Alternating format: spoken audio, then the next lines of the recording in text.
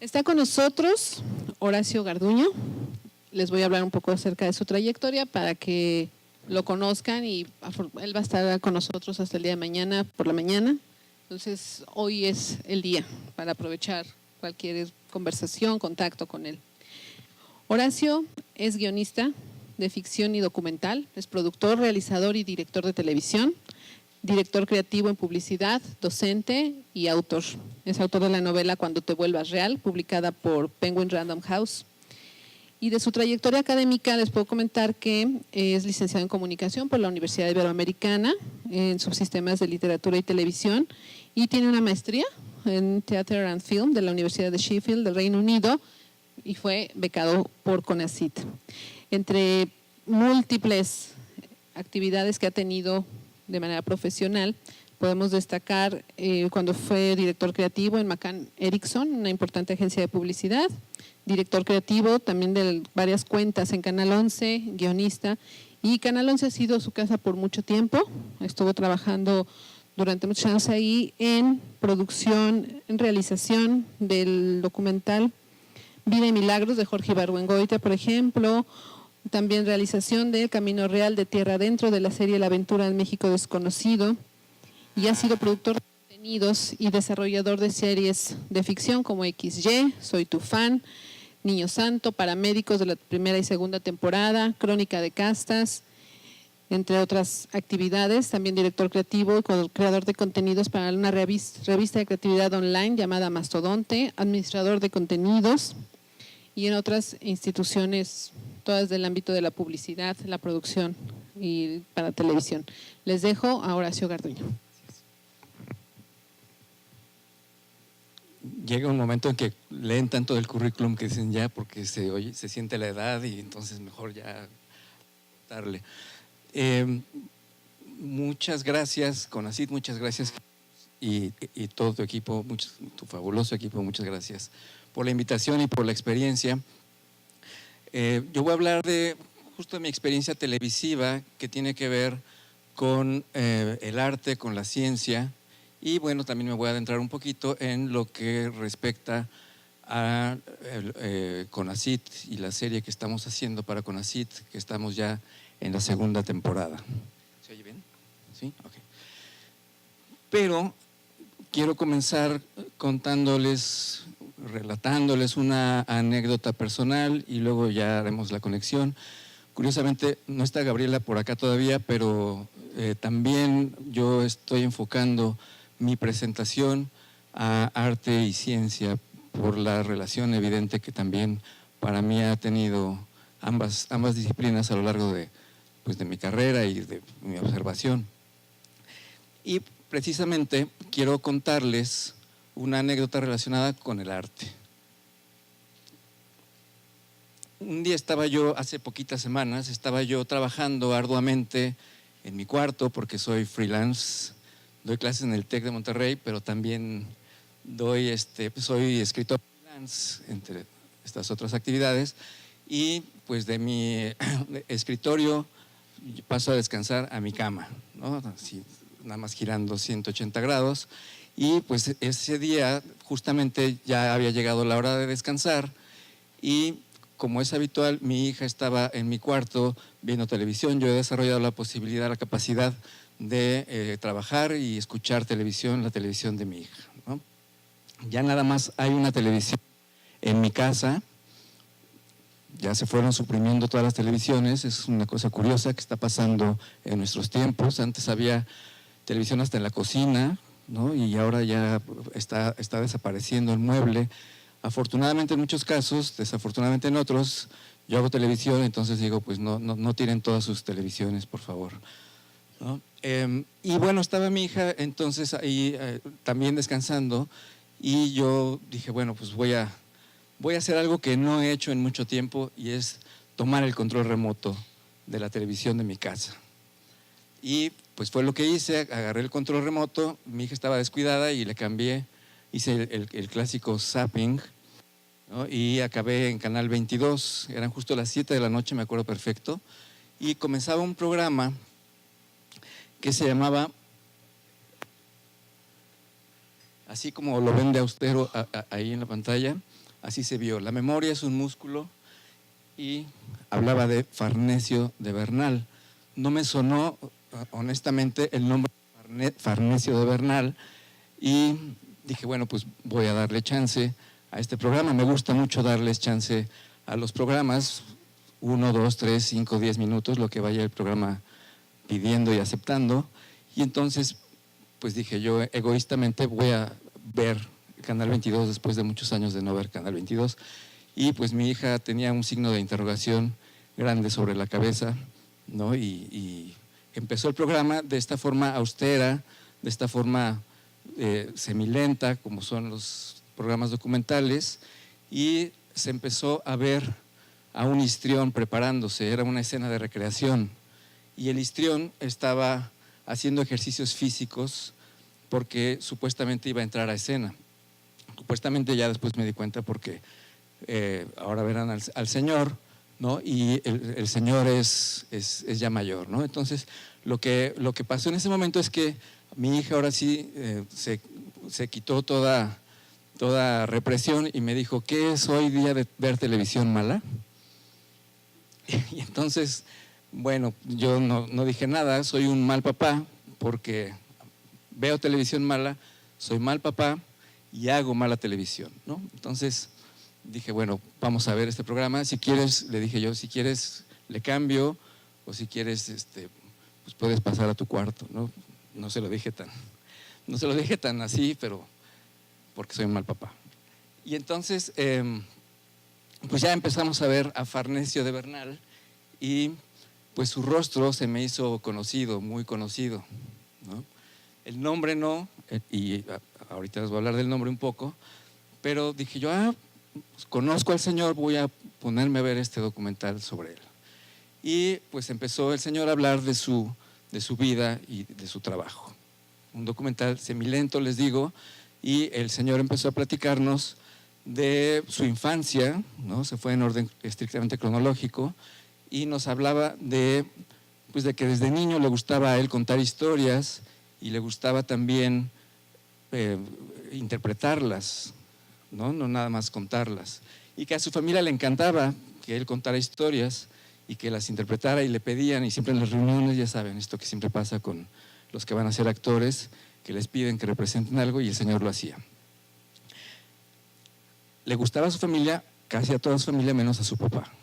Su papá veía, él es de Zamora, Michoacán, y vivió allá toda su infancia, y su papá pues veía con cierto recelo la vocación de su hijo, ¿no? Y entonces, pues él mismo dice pues que decía que como que sentía que su papá no le festejaba este acto de contar historias y de interpretarlas, ¿no? Entonces sigue contando y pues llega un punto en el que él nos cuenta que se pelea con su papá y que se viene a la Ciudad de México. Ya estamos hablando de su adolescencia y muy joven se viene para acá a vivir, bueno, para allá, para la Ciudad de México, y comienza su carrera, comienza a aprovechar becas, comienza a hacer estudios.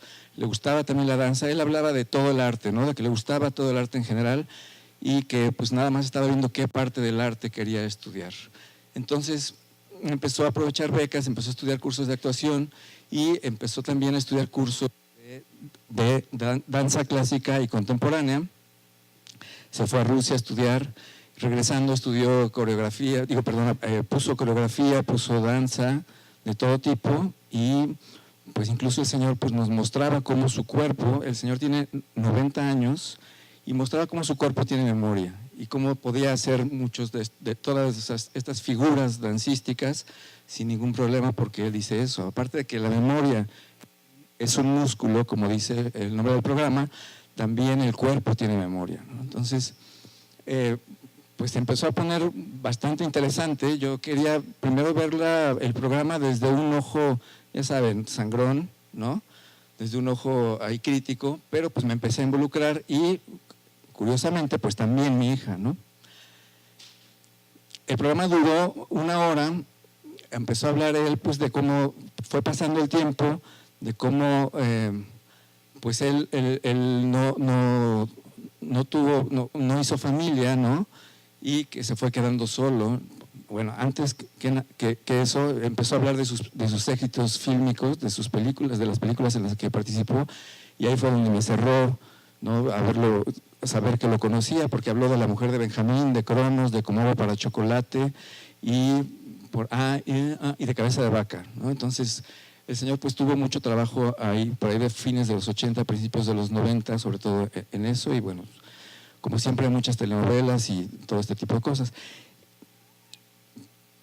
Y después empezó a hablar de esto que les digo, de que se empezó a quedar solo y de que la gente, de que de pronto pues toda la gente que conocía se había muerto ya, ¿no?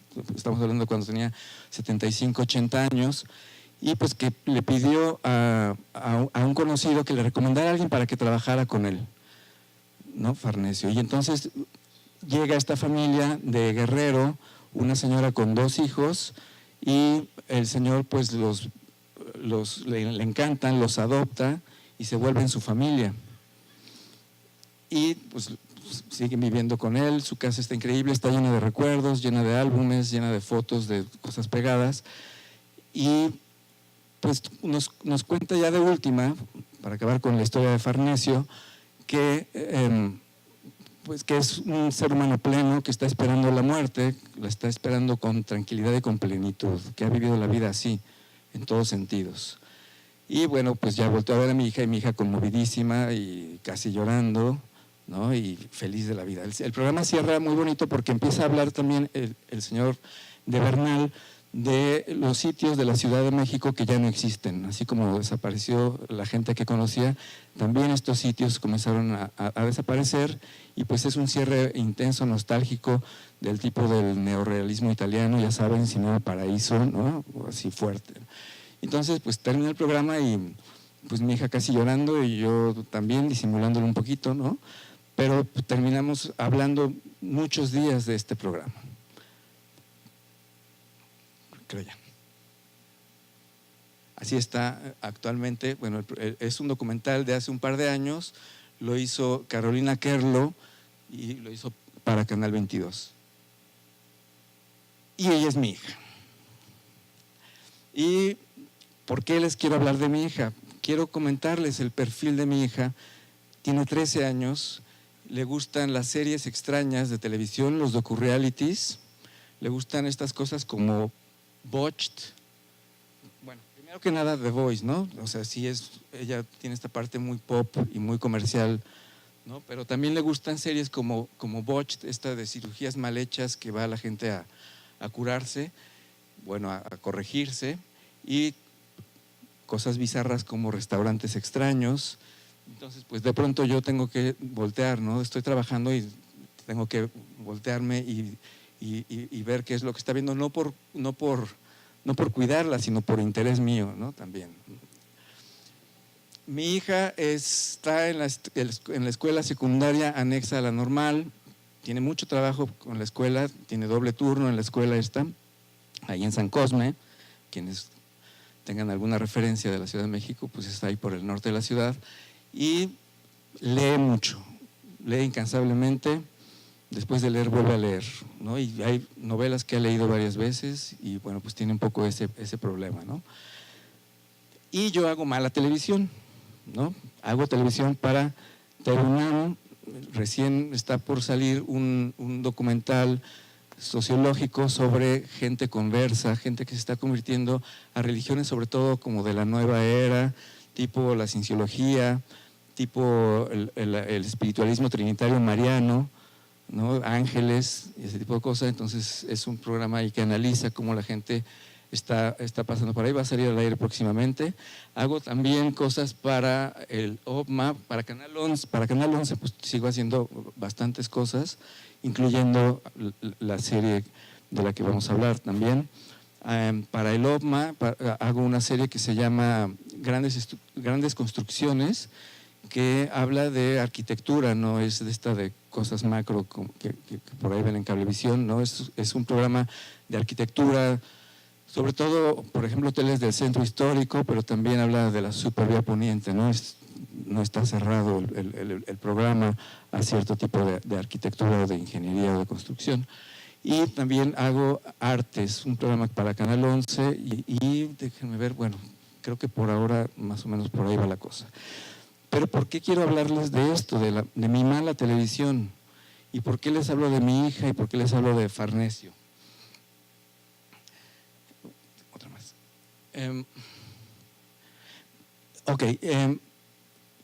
La buena televisión nos grita, ¿no?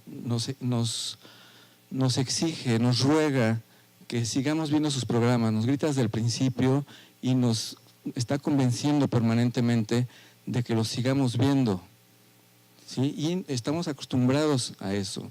No permitimos que la televisión nos susurre, que la televisión pause. ¿Por qué? Porque quieren rating los señores de la televisión. Y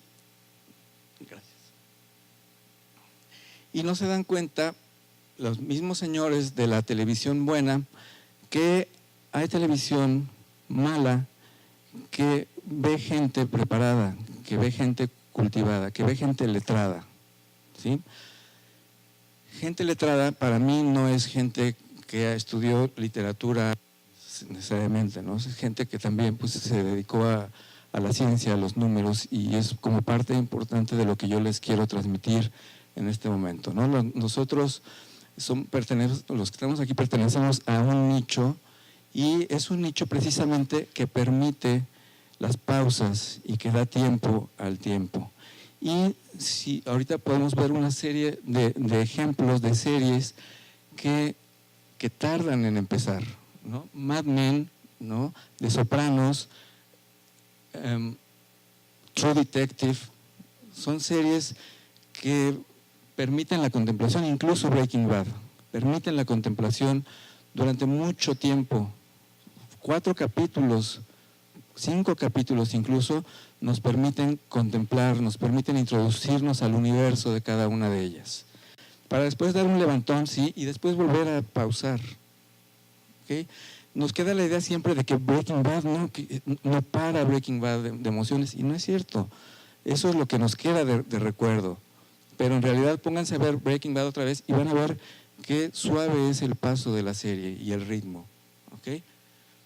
Y bueno, brincando un poquito de género, también hablando de Netflix, pues están series como Chef's Table, que es una serie documental. Como hay tantas series documentales en Netflix y como hay tantos programas documentales hay en Netflix. Y justamente Abstract es una serie documental de diseño que varios de ustedes habrán visto y que se permite entrar a distintos ámbitos del diseño, arquitectura, diseño gráfico, escenografía, diseño industrial, diseño de autos, y que pues también respira tranquilamente la serie. ¿Y por qué? Porque sabe que los que la estamos viendo permitimos ese respiro y estamos letrados. Tengo una teoría que ahorita les voy a decir que tiene que ver mucho con Netflix y lo que está pasando con Netflix. Netflix es televisión en línea, ya lo saben, todos ven Netflix diario o diario que pueden, y pues Netflix es para muchos nichos diferentes, ¿no? No es para un solo tipo de gente. Y ese creo yo que es un poco el problema de las grandes televisoras, incluyendo a las mexicanas, que pues no tiene mucho caso decir sus dos nombres, ¿no? Que apostaron mucho a lo masivo, a lo grande, a las grandes ganancias por años, y que no se dieron el tiempo de estudiar a la gente para la que iban dirigidos. ¿Por qué? Porque la masa, o lo que ahora podemos considerar como la masa, es una serie de nichos, es un conjunto de nichos, ¿sí?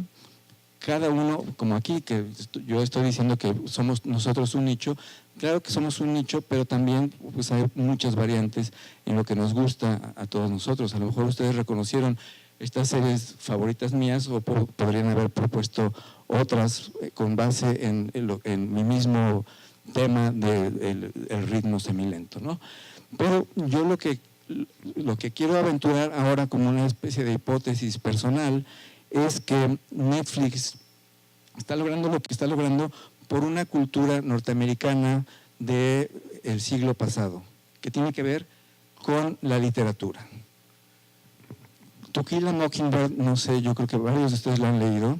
Es una novela que ganó el premio Pulitzer desde que salió y que le fue muy bien y que, bueno, pues fue la única novela de Harper Lee por muchos, muchos, muchos años hasta que, bueno, salió otra de ella el año pasado, pero pues, que no necesitaba salir.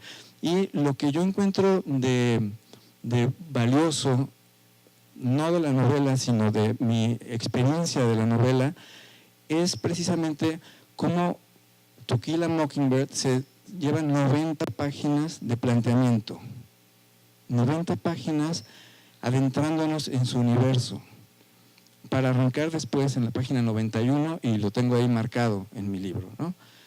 Imagínense, y ganar el premio Pulitzer, y es un bestseller, pero de vida, ¿no? De los Estados Unidos, es como una especie de himno literario en los Estados Unidos, igual que El Guardián entre el Centeno, pero pues, estamos hablando de un gran nicho, el nicho de gente letrada, y también el nicho de productores y de escritores que saben que existe esa gente y que le tienen confianza y que saben que lo que están ofreciendo, ¿no? To Kill a Mockingbird, sabrán, es una novela gótica, del gótico americano, que tiene justo estos picos como Breaking Bad, ¿no? de acción y de drama, ¿no? Ni hablar de suspenso, ¿no? Pero que nos mantiene todo el tiempo precisamente en ese sube y baja, ¿no? Pero que no es con el afán de gritarnos, simplemente es arte puro. Gracias. Y bueno, ya para cerrar con esta primera hipótesis, gracias, lo que termino de aventurar con hablar de Farnesio y hablar de mi hija es lo siguiente. La audiencia debería de tener la obligación de la paciencia. La obligación de la paciencia es justamente dejar que se desarrolle un programa de televisión y que nos diga lo que nos tiene que decir, sabiendo que el programa nos va a retribuir realmente y nos va a cambiar. La televisión puede cambiar a la gente. A mí me cambió haber visto a Farnesio, a mi hija la cambió haber visto a Farnesio. Somos amigos de Farnesio.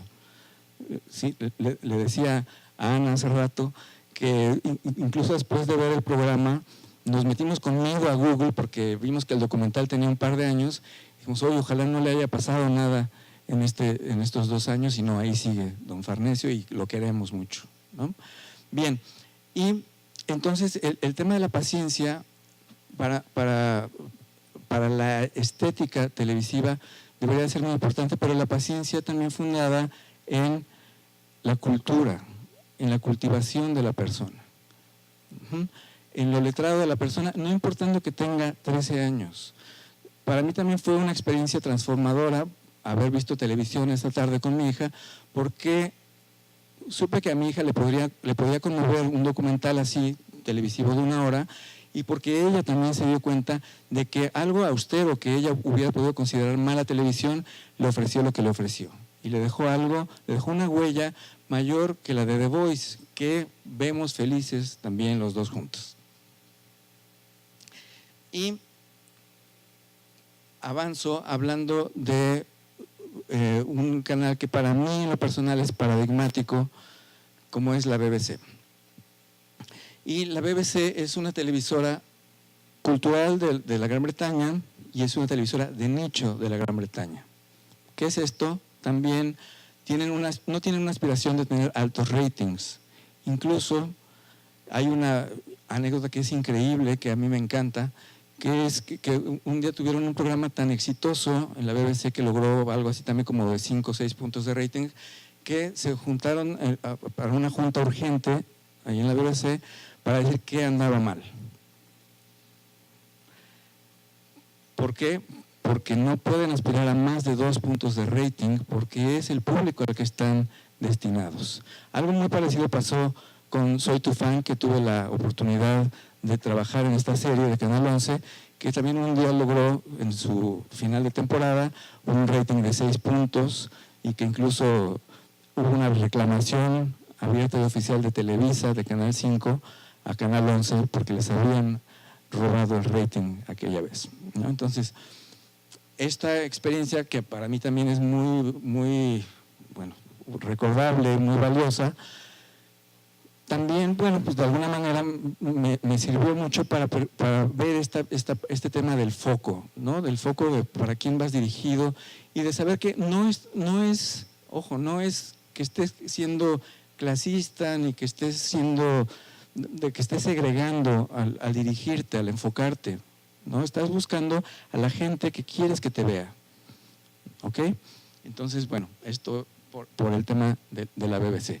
Y bueno, ya para entrar y para terminar hablando de nuestro programa, Innovación y Competitividad es un programa de divulgación de la ciencia que pudo ser transmitido en Canal 11 y que su transmisión fue exitosa.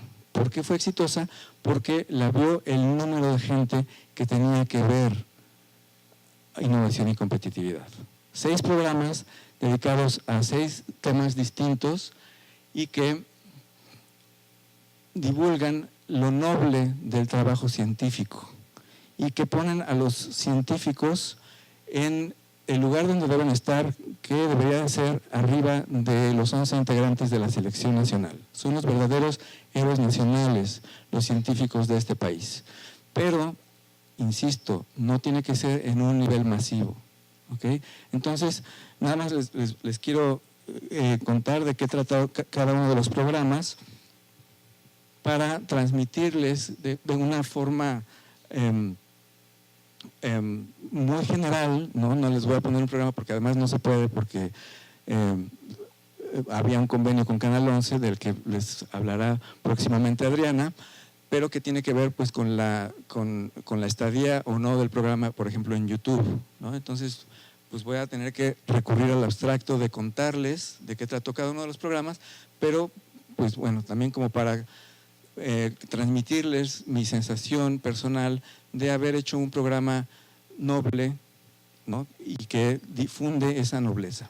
Bueno, el programa no, la actividad científica.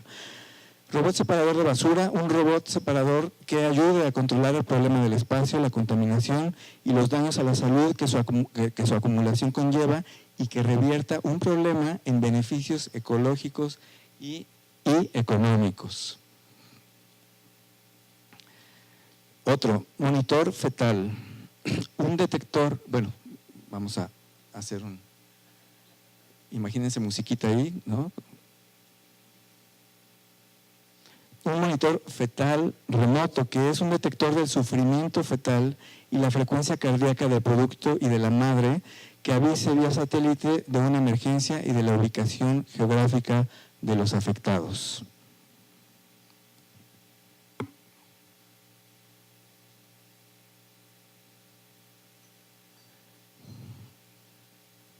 Tratadora de aguas residuales, no, industriales. Es que están en distinto. Ok. Un sistema de purificación de residuos tóxicos para el agua de desecho de fábricas que evite daños en humanos, animales y plantas, que permita reutilizar esa agua y haga ahorrar gran cantidad de dinero de almacenamiento de agua contaminada.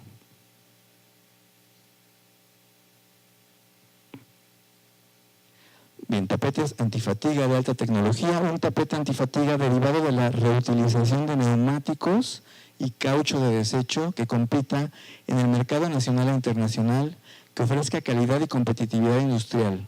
Una empresa además que invierte en una institución de investigación para lograr un éxito que trascienda fronteras.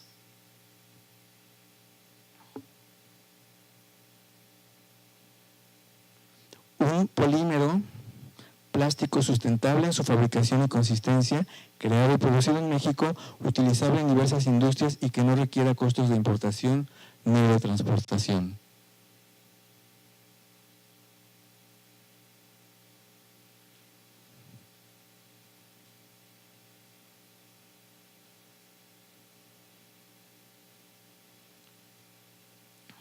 Gracias. Bien, y esto es... bueno, con Adriana van a ver un segmentito de la segunda temporada para que se den una idea más o menos de la plástica, pero la idea justamente con innovación y competitividad ha sido retribuir la paciencia y retribuir el interés de los espectadores que vean este programa de televisión y que les deje huella, les deje un sentido de la nobleza de la labor científica y que también, ¿por qué no?, los invite a ser partícipes de la actividad científica. Si son gente que a lo mejor está interesada de una o de otra forma en estudiar ciencia o en acercarse a la ciencia en cualquiera de sus modalidades. Y bueno, pues eso es a grandes rasgos y ya.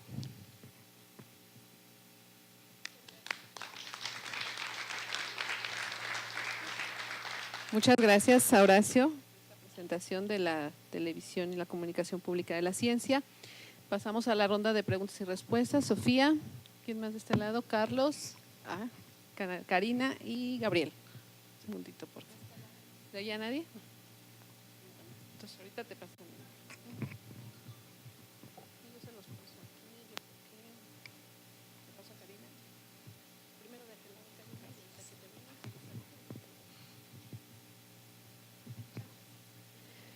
termine. Soy Sofía, soy del INMEGEN. Muchas gracias por la plática. Tengo que confesarme fan de Soy tu fan. Esperé con ansias la segunda temporada. Hablas de mala tele y buena tele, pero si algo es real, es un hecho, es que hay tantas audiencias como productos. Entonces mi duda va en relación a eso. ¿De verdad existe mala tele? ¿No será nada más que probablemente algo que alguien considera mala tele es una belleza para alguien más y en realidad el concepto de mala tele no existe? Sí, la verdad es que yo estaba siendo un poco irónico con el tema de la mala tele, pero sí, no, incluso, bueno, este maniqueísmo de decir esto es malo, esto es bueno, creo que no debe de operar porque precisamente hay tantas audiencias como programas o viceversa, ¿no? Pero entonces, ¿cómo explicarías que, por ejemplo, Televisa esté yendo tan mal ahora? Buenísima pregunta. Yo creo que justamente Televisa no midió la caída, ¿no? Creo que Netflix vino a dar como le vino a poner el punto en la llaga a una televisión que se repetía una y otra vez y que la gente la veía por una especie de inercia, ¿no? Y entonces, ¿qué pasa? Pues que se diversifica el medio y que aparece otra vez Netflix o el propio YouTube, ¿no? Y que no se dan cuenta ellos por dónde les está llegando, no se dan cuenta de lo que les está pasando. Entonces, se repiten una y otra vez, y yo creo que no es que sea mala, simplemente es que se repitió y que no encontraron la forma como para diversificar y para profundizar. Me consta que gente que ve telenovelas por la tarde, en cualquier día de la semana, en fin de semana renta o compra pirata una gran película con una gran narrativa, con contenidos súper especiales y la entiende perfecto. Entonces, ¿qué pasa? Pues que con la fuerza de la costumbre la gente ve en la semana tal o cual programa o telenovela, lo que sea, ¿no? Pero es gente con toda la capacidad de entender. Yo me acuerdo mucho, esta es otra anécdota, en TV Azteca decían que la gente no era capaz de seguir 2 líneas dramáticas en un programa, ni 3, menos 3, ¿no? Pero TV Azteca lo decía teniendo Los Simpson, ¿no? Y entonces, ¿qué pasa? Los Simpson sigue siendo el salvavidas de TV Azteca. Y no, teniéndolo ellos en la nariz, no lo reconocían. Y les juro que es gente de primera mano, lo tengo, gente que me lo decía a mí y que yo les proponía cosas del tipo. Y otra más, pues también es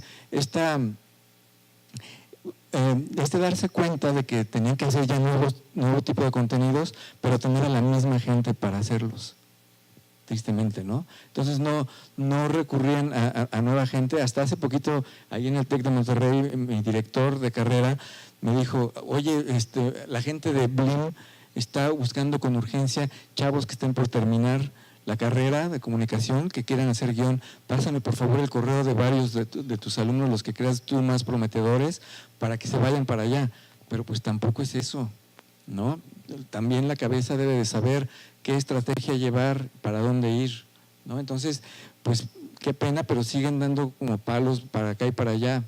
Entonces sí creo que todo el tema es estratégico y que exige un estudio, y también, aparte del estudio de investigación, exige también una sensibilidad y una intuición, ¿no? También como productor de televisión y como director de un canal de televisión, tienes que confiar mucho en la parte intuitiva tuya y de tus colaboradores, ¿no? Que eso también mucho nos lo dijo una vez alguien que fue a Canal 11 de Francia, porque justamente, y me lo acuerdo tanto, porque justamente en Canal 11 tenían al revés, ¿no?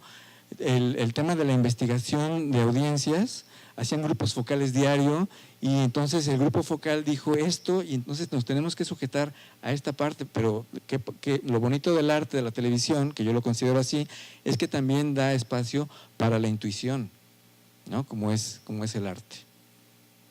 Horacio, cuando casi todos los que estamos aquí estudiamos comunicación o periodismo, nos enseñaron a decirle la caja idiota a la televisión, un poco siguiendo esa gana de sentirte intelectual y crítico, y que ibas a hacer otro tipo de tele y otro tipo de radio. Y yo tuve una epifanía, así como tú viendo a Farnesio de Bernal, cuando enciendo mi tele, la única que queda en casa también, y dice Smart TV, o sea, televisión inteligente, como todas. Smart TV, o sea, ya migramos, ya dejamos la caja idiota atrás. Esa era la mala tele en realidad y ahora ya es toda buena tele. ¿Qué piensas tú de esto? Pero también cómo van a incorporarse a estas nuevas plataformas como Netflix y lo que venga, pues los que estamos haciendo otras cosas, la mala tele o la mala radio. Sí, estoy de acuerdo. Sí creo, Ana, que ya la televisión no puede considerarse como un solo emisor, ¿no? Y tampoco puede considerar a su público como un bloque, como un informe, como un cuadro ahí, ¿no? Yo creo que, por ejemplo, ISAT, no sé si conocen un canal de televisión que se llama ISAT, que es de películas alternativas y de series alternativas, y que incluso ellos se vanaglorian cuando no ganan ningún premio Emmy las series, y dicen, qué bueno, otra vez no ganamos nada, porque ellos precisamente buscan otra televisión, ¿no? Y esa otra televisión sobrevive por los distintos nichos. La posibilidad de la globalización y de la tecnología permite que los 25 que te ven en esta ciudad se junten con los otros 85 que te ven en esta otra ciudad, y así formas muchos miles de un país y formas muchos más miles de muchos países. Entonces, ¿qué pasa? Que la conjunción de nichos es la que te hace sobrevivir y la que te hace poder decir, y además porque tienes retroalimentación inmediata de quien te está viendo por N cantidad de posibles mediciones, ¿no? Entonces, tú formas, ya no te vas a un solo lugar, sino que ya inviertes sabiendo que te van a ver como los libros, ¿no? Me acuerdo que Haruki Murakami, ¿no? Hace 10, 12 años, me decía alguien, tú eres el mexicano que lee a Haruki Murakami, ¿no? Un editor de ahí de Penguin Random House. Bueno, me daba risa también, pero resultaba que éramos una comunidad de muchos miles que leíamos a Haruki Murakami en todo el mundo, y que eso se viralizó en una forma literaria y que está padrísimo. Entonces, sí creo que ya no es la caja idiota la televisión, que a lo mejor llegó tarde a ese momento, pero que puede sobrevivir todavía varios años. Gracias. Sí. Bueno, mi nombre es Gabriel Berríos. Quisiera preguntar que pudieras ahondar un poquito en este comentario que hiciste, que no me quedó muy claro, quizás no lo entendí, en el hecho de que, por ejemplo, el programa ese de innovación estuviera dirigido solamente a un porcentaje de 2%, y con eso, no sé si pudieras profundizar en eso. Por supuesto, gracias, sí, claro que sí. Es un programa sobre ciencia que se transmite en televisión abierta. Entonces, ¿qué pasa? Que la gente que ve Canal 11 es gente que, primero que nada, a nivel socioeconómico por cierto, que por ahí está el rating que logró, que me faltó hablar de esa parte. Y creo que viene perfectamente al caso con tu pregunta. El rating de innovación y competitividad en Canal 11, en el primer pase que tuvo la serie, fue de 0.4 de rating, ¿no? Un punto de rating es alrededor de 400,000 televisiones o 400,000 personas. Hay programas como partidos de fútbol cuyo punto de rating cuenta por 1 millón de personas. ¿Por qué? Porque un solo aparato de televisión lo están viendo 4 o 5 personas. Entonces el punto de rating es elástico en ese sentido y se cuenta de esa otra forma.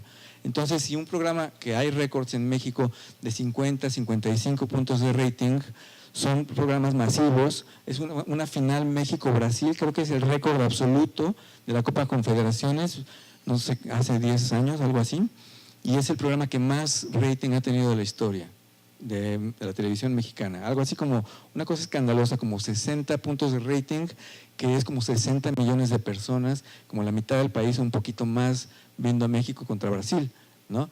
Entonces, ¿qué pasa? Que Canal 11 tiene su público cautivo, que es más o menos adultos, en promedio, de nivel socioeconómico de más, ¿no? Que es la clase, digamos, la clase baja. La clase media es nivel C, ¿no? Y la clase alta es AB. Entonces, el nivel socioeconómico de la audiencia de Canal 11 es D en promedio, ¿ok? Y es gente que tiene interés genuino en el conocimiento, en la cultura, que le gusta leer, es también un poco mucho el perfil, que tiene aspiraciones de terminar una carrera y de que sus hijos terminen una carrera, casi siempre en escuela pública, y que lo que les ponga Canal 11 es lo que ven, ¿no? O sea, están cautivos completamente de Canal 11. Ese es un buen porcentaje de la audiencia de Canal 11. Y entonces, innovación y competitividad logra este punto 40 y tantos de rating que es una cosa excepcional y maravillosa. Que te vean cientos, decenas de miles de personas, un programa científico, es una belleza, ¿no? Y te puedes sentir perfectamente realizado tú al haber transmitido y al haber recibido la información de que te vieron estas personas en el primer pase. El segundo pase fue alrededor de el primer pase era en la mañana, después de Diálogos en Confianza, como a las 12 del día, algo así. Y el segundo pase fue a las 8 de la noche, otro público por completo. Pero los niveles de audiencia todavía fueron un poquito superiores. Entonces, ¿qué dice eso? Por ahí, gracias. ¿Qué dice eso? No se ven los números, están demasiado pequeños, pero ahí alcanzan a ver el 0.41. Gracias. Ok. Este es el pico que logró, 0.41. Hubo un momento muy bajo de 0.1, que, bueno, hagamos la regla de 3.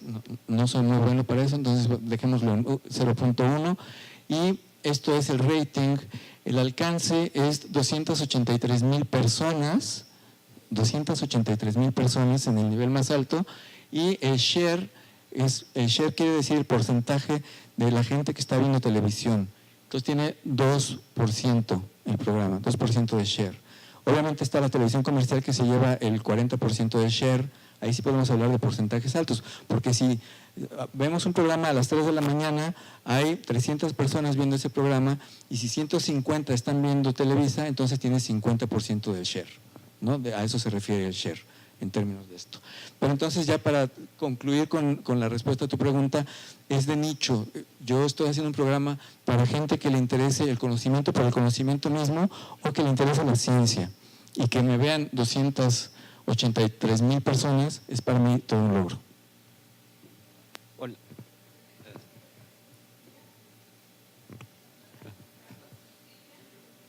Hola.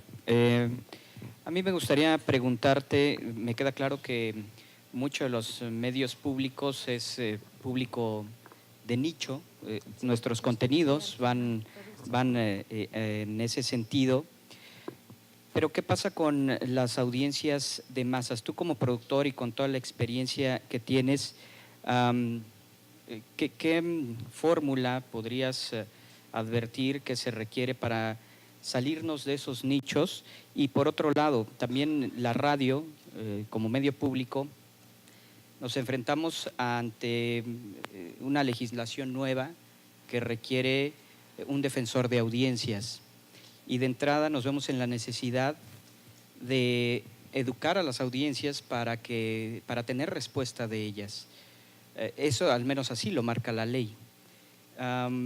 ¿qué consideraciones tú como productor tienes desde la tele, desde un medio tradicional, para abrirnos espacios en las masas, en las grandes masas? Bueno, yo lo primero que pensaría si yo estuviera comprometido con un rating para mi programa sería precisamente en no subestimar al público, saber que el público es demasiado inteligente para entender una narrativa rápida o triplicada, ¿no? Y eso por un lado, ¿no? Hacer televisión que agradezca la inteligencia de la gente y provocar agradecimiento en la gente porque le están presentando algo que pone a prueba su inteligencia, pero que reconoce también su inteligencia, ¿no? Los chicos, ¿no? Entienden unas cosas, los jovencitos de 13, 14 años, entienden unas cosas impresionantes, ¿no? Hay memes que me enseñan mis hijos que yo no entiendo y me los tienen que explicar, ¿no?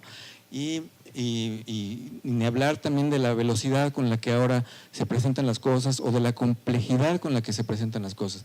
Entonces, si a mí, por ejemplo, me hablaran de Televisa en este momento o de TV Azteca, yo pondría, y ni siquiera sería así como yo tengo aquí la lámpara o yo tengo aquí la varita mágica de la solución.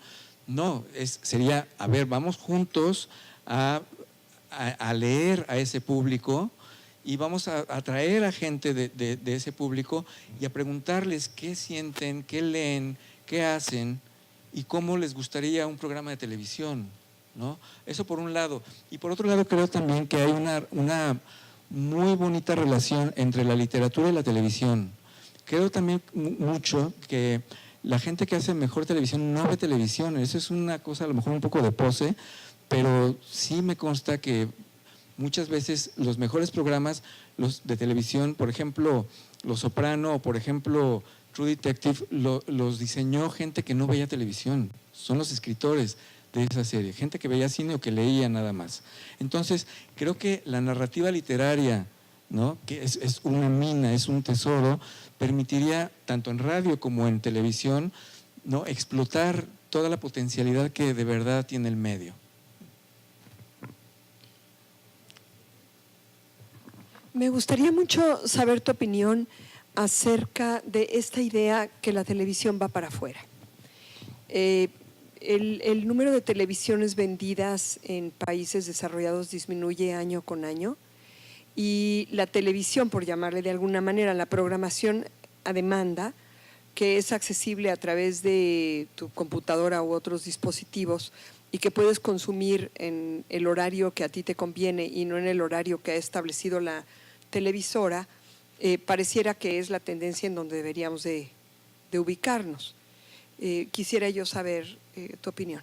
Gracias. Sí, creo que también en México va para afuera. Creo que va a tardar más, ¿no? Ahí creo que es un tema de estilo de vida y estilo de vida que creo que tiene que ver mucho también con cierto perfil, ¿no?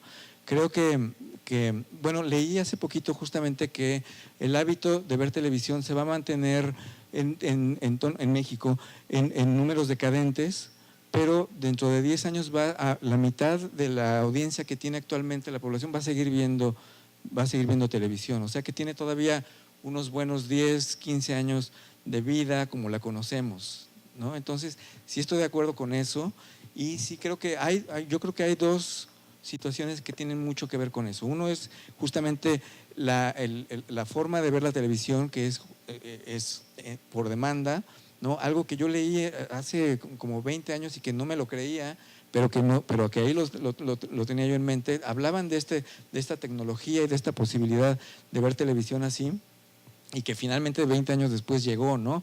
Y la otra es, yo creo, el tema de los contenidos. Creo que hay incluso, percibo yo, no sé si es muy subjetivo decirlo, pero percibo cierto rencor, cierto enojo con que la televisión comercial le haya hecho creer a la gente que nada más había un tipo de entretenimiento. Entonces, por ese lado de fondo, creo que también hay una especie de darle la espalda, un sentimiento de darle la espalda a la televisión, porque además pues todo el mundo habla ¿cómo se llama? De Stranger Things. Todo el mundo habla de Stranger Things. Entonces, socialmente la gente pues tiene que dedicarle las 9 horas que dura la temporada nueva de Stranger Things y no hacer otra cosa en ese espacio que tienen para descansar, ¿no? Yo, por cierto, en la noche voy a ver el último capítulo, ¿no? Felizmente, ¿no? Pero sí creo que hay un tema doble de estilo de vida porque estamos ocupadísimos, ¿no? ¿Por qué? Porque trabajamos ya no 8 horas, ya trabajamos 11 horas al día, ¿no? Y luego todavía llegamos a trabajar más a la casa, ¿no? Entonces vemos los 15 minutos que nos permite Netflix ver y afortunadamente se queda justamente donde lo dejamos, ¿no? No es de que al día siguiente tienes que buscarle, esa es otra de las joyas, ¿no? Entonces se adapta perfectamente a tu estilo de vida, te pone un menú de acuerdo con tu hábito y te dice ¿cómo le llaman ellos? ¿Cómo? Recomendaciones basadas en que viste tal, ¿no? Afinidad, algo así, ¿no? Le dice afinidad 98%, o sea, vela ahorita, ¿no? Deja lo que estás haciendo y vela. Entonces, es como que esa doble vertiente y que creo que sí estoy de acuerdo y la televisión va para afuera y no sé qué voy a hacer. Bueno, Julián, del Museo Descubre Aguascalientes y la Asociación Mexicana de Planetarios. Quería saber también tu opinión sobre yo recuerdo cuando yo llegué a este país hace unos 15 años, pues descubrí la televisión mexicana también. Pues en Aguascalientes no se veía más que esas dos televisoras, ¿no? Me imagino que en la Ciudad de México pues justamente tienen más acceso a Canal 11, a 22, etcétera, pero ahora que entre comillas ya está mucho más accesible con la digitalización de la TV, que ya dejamos lo analógico atrás, ahora ya no tenemos esos 5 canales que teníamos antes, sino unos 15. ¿Piensas que va a tener una repercusión sobre justamente el hecho de que la gente tenga más acceso a esos canales, a ese conocimiento que está destilado en esos programas, que vaya justamente a educar un poquito más ese público que antes quizás no forzosamente porque no le interesara, sino porque nada más no tenía otro que TV Azteca y Televisa? Totalmente. Yo creo que hay una hipersegmentación, ¿no? del público y de los canales, de la oferta televisiva y bueno, ni hablar de YouTube, ¿no? YouTube, pues hay gente en la central de abasto ahí en México, gente que solo ve YouTube. Ahí en los estantes locales no ven televisión. A lo mejor Netflix, quiero pensar, pero ven YouTube, es lo que ven. ¿Por qué? Porque les ponen videos de 3, 4 minutos de acuerdo al perfil que ellos mismos van creando, ¿no? Y no deja de ser, digo, no necesariamente es de gran contenido, ¿no? Simplemente es una hipersegmentación. También, a propósito de tu pregunta, y qué bueno que me lo recordó tu pregunta, ahí hablando también de ISAT, el curador, yo lo llamo curador, el programador de ISAT, que yo le digo que es más eso, curador, tiene una máxima increíble a la hora de programar. Él dice, yo le doy a la gente lo que creo que le va a gustar, no lo que sé que le va a gustar por la experiencia, ¿no? Entonces, hay todavía una propuesta ahí de curaduría, ¿no? que se agradece, ¿no? Y ni hablar de sus promos y de cómo nos ven en ellos sus programas, que es también una forma sumamente creativa que te hace a ti sentir un orgullo de pertenencia que, les prometo, no se siente con la televisión de masas. Gracias. Sí, gracias. Horacio, nada más, no sé si va a acabar también siendo una cuestión de terminología y quizá de ironía, pero sí difiere un poco con esta idea de que el público tiene alguna obligación o que nos toca adjudicarle alguna obligación y creo que menos la de ser paciente. Y en ese sentido, pues no sé, el inicio de cada programa de Breaking Bad tiene una narrativa sumamente atractiva, no gritona, pero sumamente atractiva desde el inicio. O sea, yo creo que quizá más que esperar paciencia del público es pues jalar al público que hay, pero no sé cómo lo veas. Está buenísimo. Hay un teaser de Breaking Bad, creo que es la temporada 3 o 4, no sé, cuando vemos el peluchito flotando en la alberca, ¿no? Que nos lo avienta 5 capítulos y después en el 6º ya sabemos a qué el juguete que está ahí flotando en la alberca, ¿no? Creo que es como parte de lo mismo, creo que es como una especie de recompensa, ¿no? Es dejarlo ahí, ¿no? El teaser, al final no acabamos de entender de qué se trata. El teaser nos deja en lugar de vendernos la historia, nos deja una inquietud muy grande, ¿no? Y justamente yo digo, en este mismo sentido, que está apelando a nuestra paciencia. Qué mejor, imagínense nada más, ¿cuándo habían visto un teaser en el programa 1 de la temporada y que nos diera el reward hasta el programa 6, ¿no? Entonces, díganme si paciencia, ¿no? Y obviamente es paciencia en el mejor sentido, ¿no? Es ofrecerte algo como dosificado, poco a poco, dejártelo ahí de una forma casi literaria y después darte una gran recompensa por haber seguido viendo, ¿no? Que creo que eso opera mucho en un sentido más numeroso en Estados Unidos y en Europa, y acá pues como que está empezando a agarrar, ¿no? Uno se da cuenta de que más y más y más gente está agarrando el gusto por este tipo de narrativa que se da a su tiempo. Gracias. Bueno, pues muchas gracias a Horacio. Muy interesante este diálogo con todos los asistentes. Gracias, Horacio.